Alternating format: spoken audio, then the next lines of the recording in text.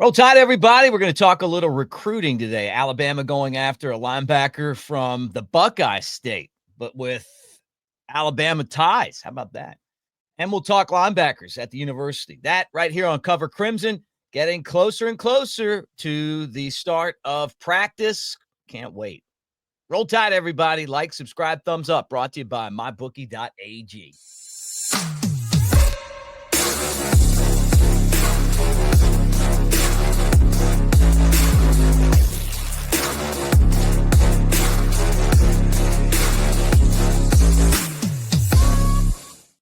All right, there he is, Clint Lamb. I'm Mick Gillispie, hanging out with you guys here on the channel.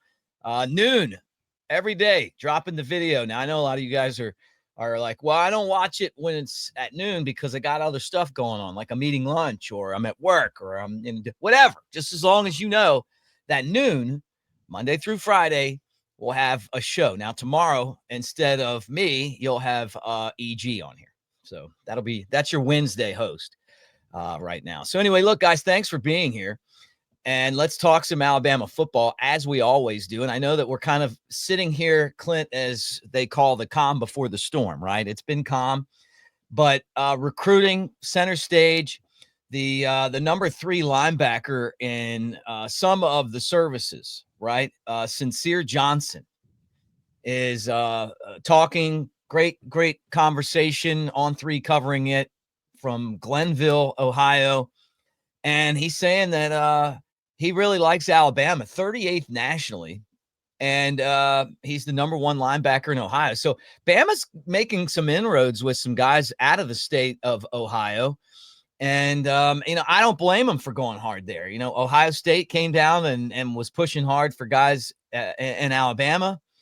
This is becoming one of the big rivalries in college football with the NIL money that they've spent. They're the defending champs. So, here's a guy that seems like he's really interested in Tuscaloosa. Yeah, he's right there in Ohio State's backyard. Glenville High School, for those who don't know, it's kind of been a stronghold in a lot of ways, maybe Thompson similar as far as Alabama for Ohio State. Like when you look at guys who have gone there, Ted Ginn Jr., Marshawn Lattimore, Cardell Jones, Really? Troy Smith. So they've had a lot of successful Ohio State Buckeyes. A couple of his teammates are already at Ohio State, and the head coach for Glenville High School is Ted Ginn Sr. So his son was a legend at Ohio State, was a first-round pick to the NFL, and had a long, pretty successful NFL career. So, this is a tough battle for Alabama, but they're doing a phenomenal job. And I think what's really helping is the success of like Jahad Campbell, the recognition, the way that the defense highlighted him and his versatility, on top of the fact that you had Deontae Lawson, who was also getting a lot of recognition and really fit in well and saw a little bit of movement as far as versatility and what they would do with him.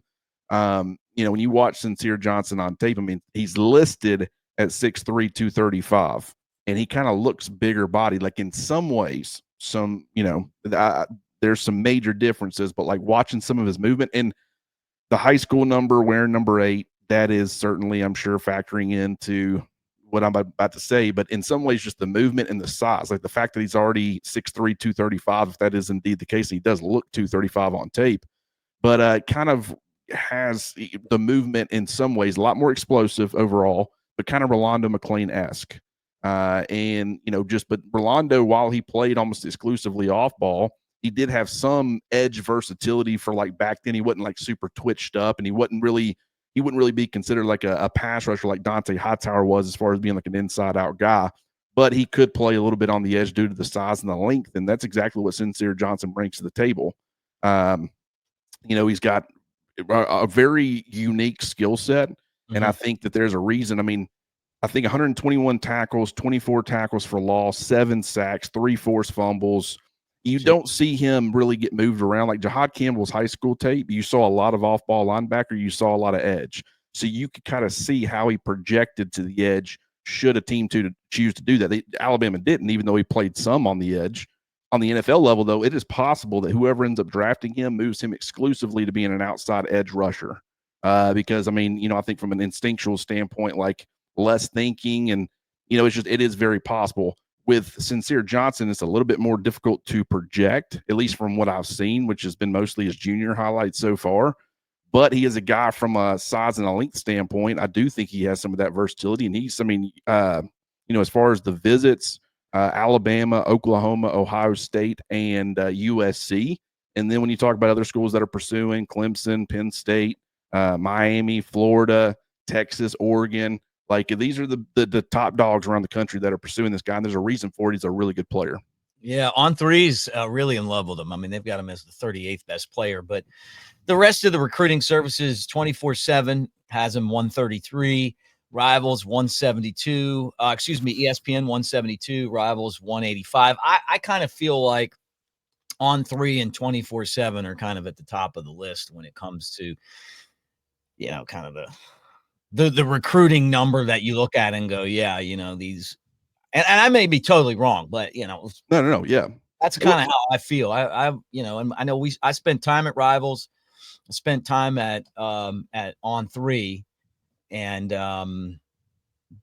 that's kind of what our perception was, and with our recruiting guys too. And I worked with some great ones. There are a lot of times over the last few years where Charles Power, Jahad Campbell being one of them. I think the number 3 player back when he was coming out of high school, he had him that high.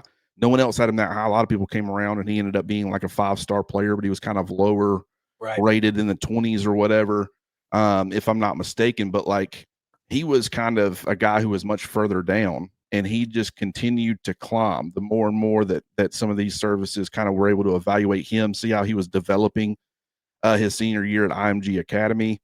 But On3 was kind of ahead of a lot of other places. And so I kind of think it's similar. Like you're going to see this guy climb, and he's going to probably end up being ranked pretty highly. And I love his tape, man. And it's like I said, he can play off ball or on the ball. He's got great size and length for an off ball linebacker. He's got great top end speed, with like a mission to go hunting. Like when you watch him, I mean, he's just a man on a mission.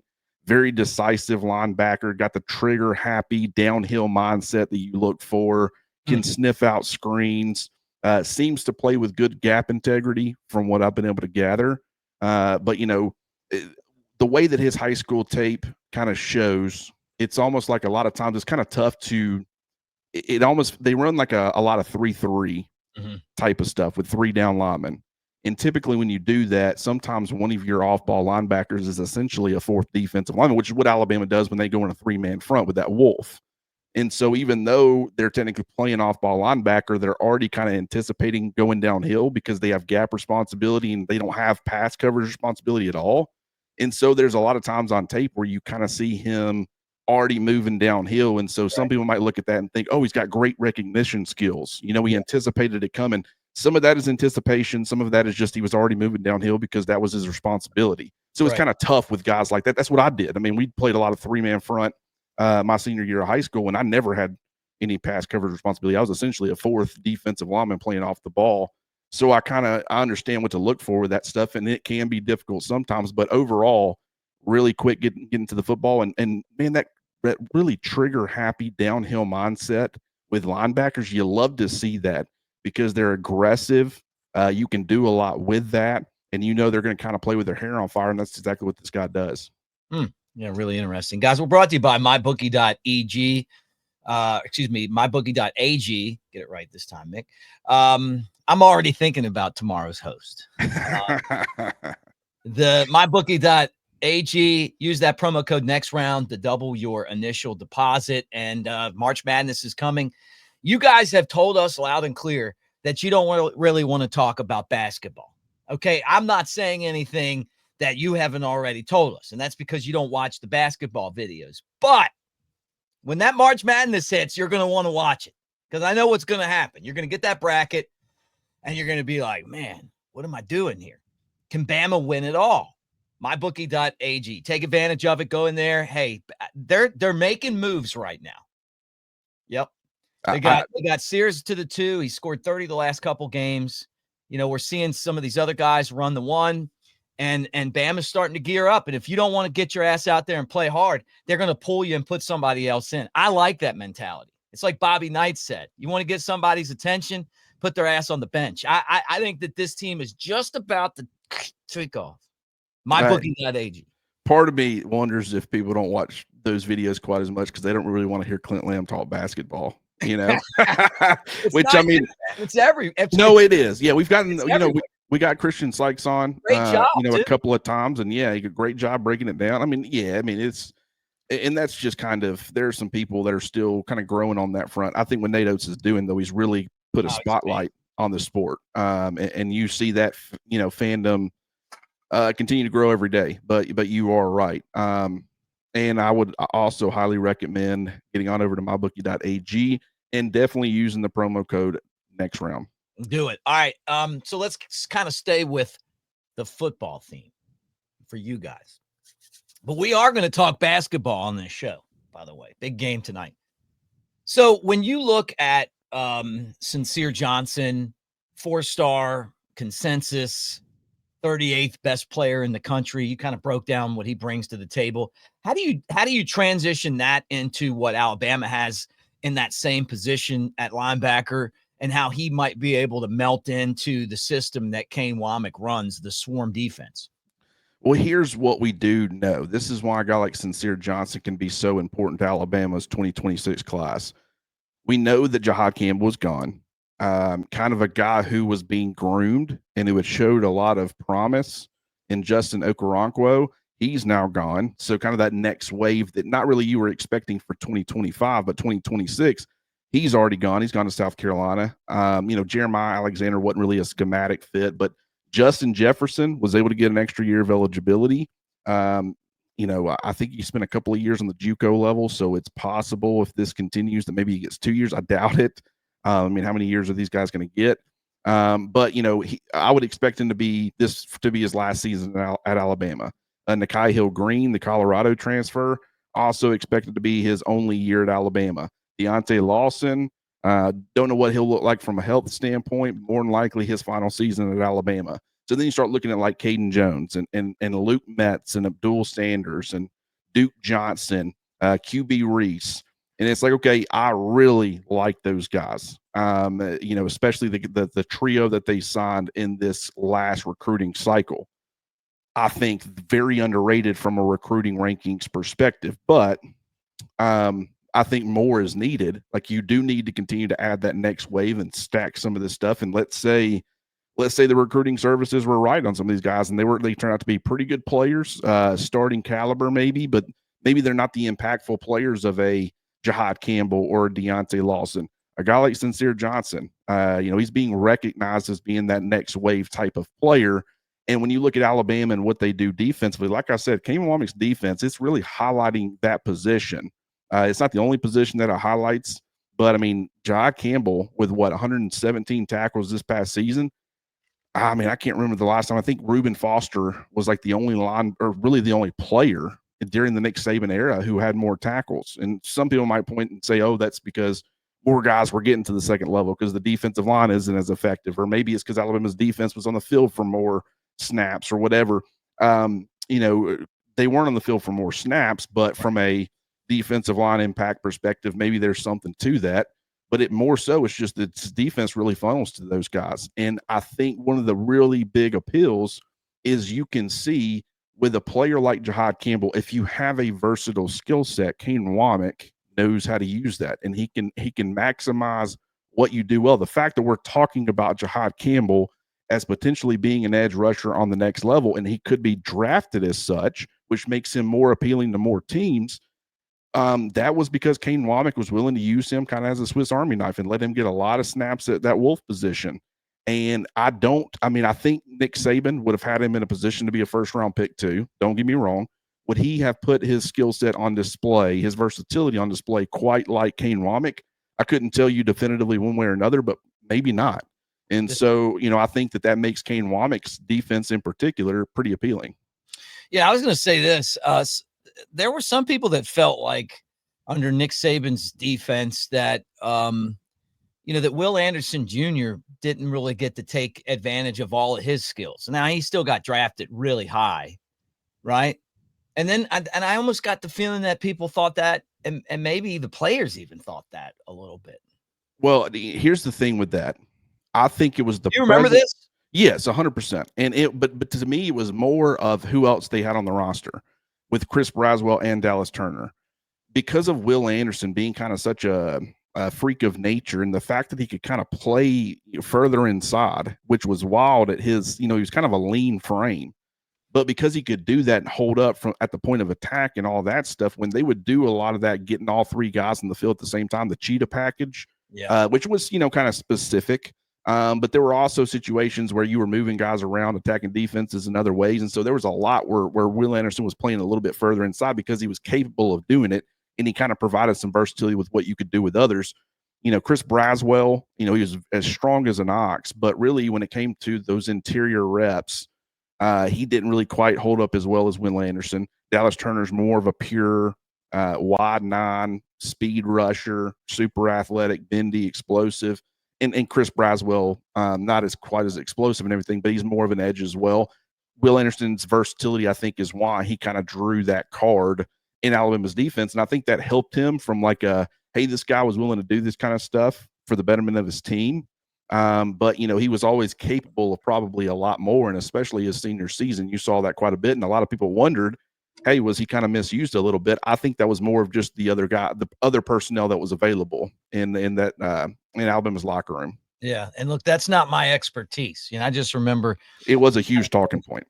Yeah. I kept hearing why it was coming out of the locker room too. So it was like, hey, so, they, nobody wants to, basically say anything bad about the GOAT. I mean, but you kind of got that vibe when they ended up losing the last game of the season that, hey, I don't want to say anything, but, and then, and kind of along those same lines, guys, and please like, subscribe, thumbs up, get in the comments section, argue if you want to. I don't care. We're just glad you're here. Is that when Shank was in here, and you guys need to go watch that locker room edition of the Elephant in the Room. It was 2 hours, and we even had a malfunction that cost us 45 minutes of that show. Well, we'll put it in the description. 32-ounce beer on there. Nobody got to see that. We'll put a description, or excuse me, a link in the description where you can go and watch that video. So just click on the description below, and you'll be able to have access to that video. Mm-hmm. And the reason I'm bringing it up is that Shank made a great point. He said, when Kane got there, he's like, I liked Kane, but I was like, is this swarm defense going to work? And he said that, he's like, look, halfway through the season, it's like, hey, Bama's not losing because of the defense. And that, and he's watching the swarm defense work in the SEC. And he kind of gave his take on that. And that's why I kind of wanted to lead you down this road, because it obviously worked.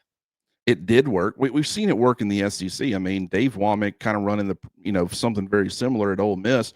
He had them doing extremely well. And they had recruited some pretty good talent to Oxford. I don't think they had close to the talent that Alabama has currently, or the depth that Alabama has defensively, or the toys to play with for Kane. So, I mean, we've seen it work already. And it's not that different than Nick Saban's, because when they are running, everybody wanted to jump on the 4-2-5. And it was like, I mean, it's almost like when they're running those 3-3-5 looks, that's where a lot of their issues are. And to me, I could partly be wrong, because, there's always nuances and things going on that you don't fully realize, but it just felt like there was some, these guys like Quay Russaw and Q Robinson and, Keanu Coots and Yanze Pierre. It really felt like that they had never really done the off-ball thing. And it's like a shallow Rashaan Evans when he first made that transition off-ball role. Like I said, it was kind of like me when I played that position, not even close to the athlete that any of those guys are, but it was kind of like it's not like those guys really have a lot of off-ball drop coverage responsibilities. They'll still drop in coverage when they're playing an edge rusher, get out there in the flats or something, but it's not like you're dropping from that position a whole lot. It was more of a run fit situation where you're having to read, diagnose, and fill a gap like an off-ball linebacker at times, and you just didn't really see that.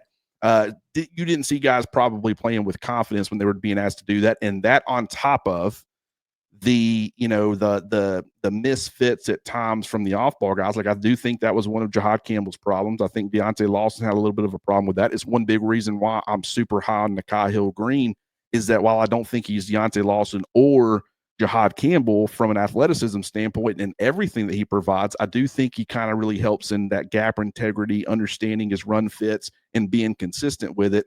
But when you had those issues with your two starters at off-ball linebacker, you had a Wolf who was kind of uncomfortable doing that, especially as you're growing and transitioning and learning how it's all going to operate together. You saw some issues as far as like the run fits and things like that. What's crazy is that we talk about how bad at times Alabama's run defense was, and statistically speaking, you can go back and look, and the run defense wasn't great. And you automatically assume, I mean, this is easy. It's because the defensive line isn't as good as it used to be. But when you go watch Tim Keenan individually, go watch Tim Smith, go watch James Smith, maybe from a consistency standpoint, not always there, but like LT Overton, go watch Jamarian Latham. That's kind of what he was known for. All these guys are like good run stoppers up front with those front guys. It was more so the second level where you had issues, and it wasn't that the guys weren't really effective. I don't think Jahad Campbell's the best block disengager. Like, he's not really a stack and shed guy. Deontae Lawson's not going to be that player a whole lot, but it was more so just, not always understanding your fits and how it all kind of runs together. I think you'll continue to see that make improvement. And a guy like Nikhai Hill-Green, he fits kind of that style a little bit more. And so I think you're going to see a lot more consistency on that front with Alabama's run fits in 2025. Well, it's, a 9-4 season for Alabama. Again, people would be disappointed. I think people are kind of at that point right now where they didn't make the playoff. The transfer portal, NIL, all of this stuff, like, where we kind of need something to get excited about, so it'd be great to like get into practice and start seeing this ball flying around with Ryan Grubb at offensive coordinator, and then this defense getting after it, and, hopefully find that standard. And I want to transition to this, guys. CoverCrimson.com. We appreciate all of you that are members at CoverCrimson.com. That's like our site. Clint's over there all the time. He's ranking all the players on the Bama roster.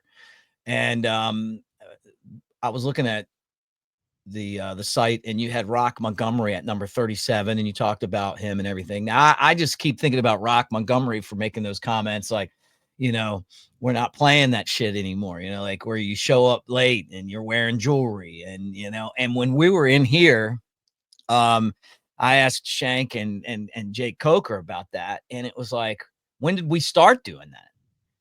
When did we start doing that? So if these guys are getting focused. It's obviously leadership all the way down, but there was a lesson learned last year by not, paying attention to those details. And I hope that this program gets there. But let's kind of transition over to your list. Tell people how they can check it out at covercrimson.com. And then let's talk a little hoops. Yeah, well, that is exactly what I'm doing. I think I have gotten it all the way down to 32. So it was started at 59, down to 32. We've got, what is that, 27 players. And we'll continue as we get closer to fall camp. I have another kind of batch of those guys coming out. And what I'm doing is I'm talking about every player, giving, a couple of thoughts on what I think they are as a player, kind of what did their snap counts look like? What did their role look like? How are they growing? Like one specific example, and I'll kind of spoil things a little bit because it's jam-packed with information, is, I was kind of going back and watching some of James Smith as a freshman, and I just wanted to see kind of the growth from freshman year to sophomore year. And what you saw is the coaching staff clearly wanted to get him involved. Like every opportunity at the end of games and blowouts, he was getting some action. And it was like one of the first guys that was out there. It's like, okay, we can afford to kind of get him out there. We need to get him reps. We like where this kid's heading, but he needs experience. But you also saw times where he was getting like some spot reps where the game was quote unquote still in doubt, but it was just kind of few and far between.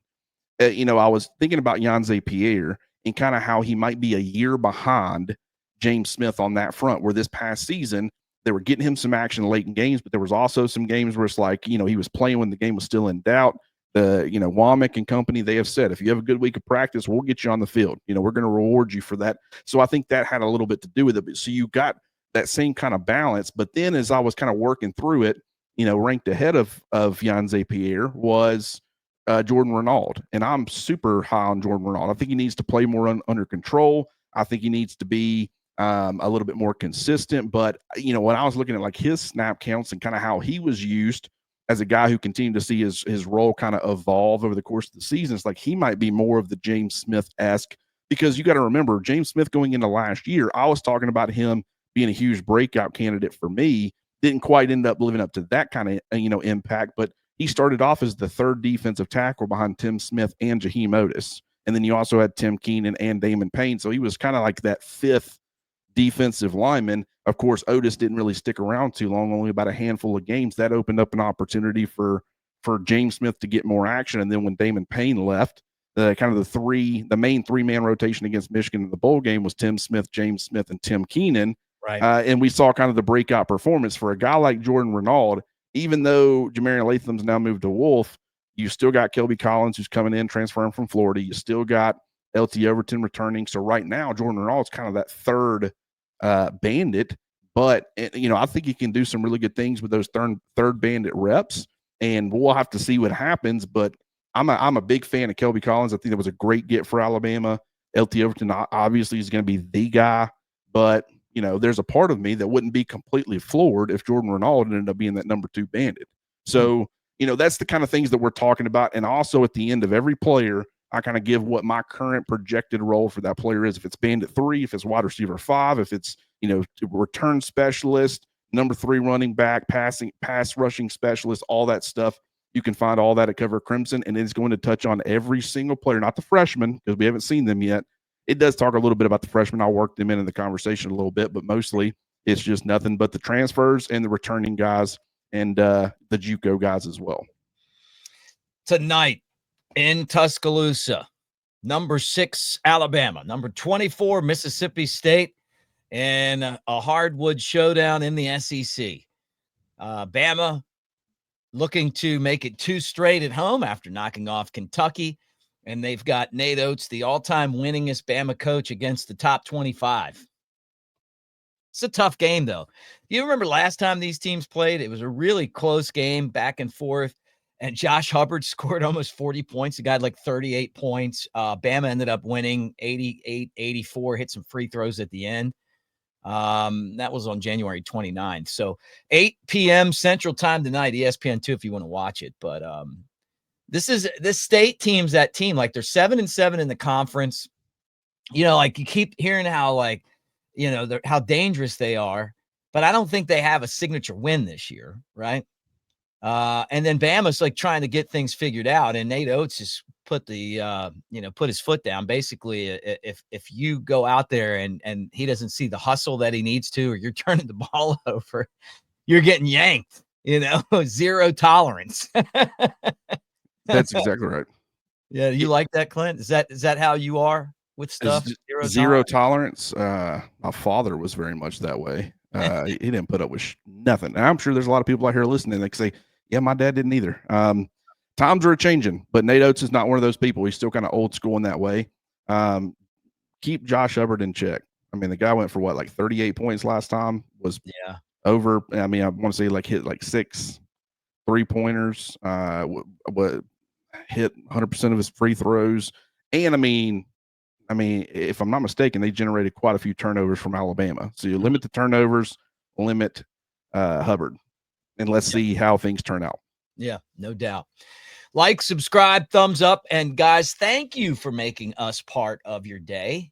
So we gone on at noon, and then you've gone on and hung out with us. So we'll put another show out for you guys again tomorrow, and again it'll be EG hanging instead of Mick. But I'll be back on Thursday. I promise you that.